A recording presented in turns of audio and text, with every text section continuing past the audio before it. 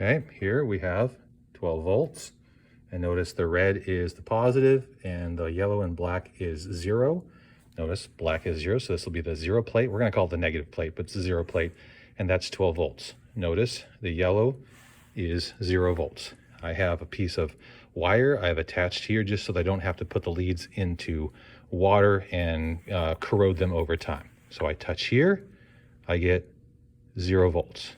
I touch, oh, that's 200. I want 20. Try this again. So there's 0 volts. Over here I get pretty close to 12 volts. I'm happy with that. Notice there inside, I've got linear. It's going 1/4, 1/2, 3/4. It should be the other direction. My apologies. But anyway, so if I go halfway in between, it should read around 6 volts. That's pretty close. Let's see if it reads 0 volts against it. Well, it does. So that should be around 3 volts. Should be then around 6 volts. And should be around 9 volts. Let me get this to where you can see it. Once again, 0 volts, or pretty close to 0 volts. Around 3 volts. Around 6 volts. 9 volts to 12 volts, which shows that there's a linear relationship here with voltage and distance. The voltage changes linearly when you're inside the capacitor, far from the fringe effects of the edges. Okay, so what does this mean that we found out that the voltage changes linearly inside a capacitor? Well, here I drew a capacitor where there's 100 volts difference between them. Well, if this is halfway inside the capacitor, far from the edges, that would obviously be 50 volts. Then 75 volts, 25 volts, etc. I don't know why I put the arrow. Anyway, and we could say, let's actually go ahead and put a number on this. Let's say that this is 4 centimeters from top to bottom, okay? If that's true, then we would say that we have 100 volts divided by 4 centimeters, which gives me 25 volts per centimeter. Well, where, for instance, what would it have at 3 centimeters? We can obviously see 1, 2, 3 centimeters would be 75 volts. But if you wanted to calculate that, you could say I have 3 centimeters over 1 times 25 volts per 1 centimeter. Centimeters cancel, and that would give you 75 volts. Well, where's it 32 volts? There's 32 volts. And we're going to have to flip this because I need centimeters on the top.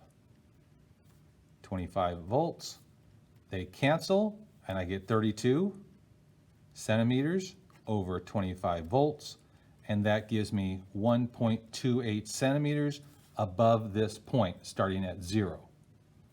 Okay, now it also means that if I were to start at 50 and I wanted to know what's 1.2 centimeters from here, well, 1.2 centimeters, again, I had 25 volts over 1 centimeter, and that gives me 30 volts.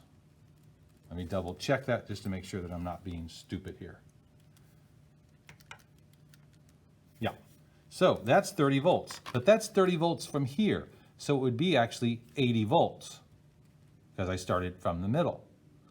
All right, so if that's 80 volts would be 80% of the difference, and 80% of 4 centimeters would give me 3.2 centimeters. You'll have to verify that in your calculator. And isn't 3.2 centimeters 1.2 centimeters plus the center of the capacitor, which is 3.2 centimeters? Okay, now here's another one that I did. Now this case, I have 20 volts between these two positions and 10 centimeters. What is the voltage there 2 centimeters from the bottom?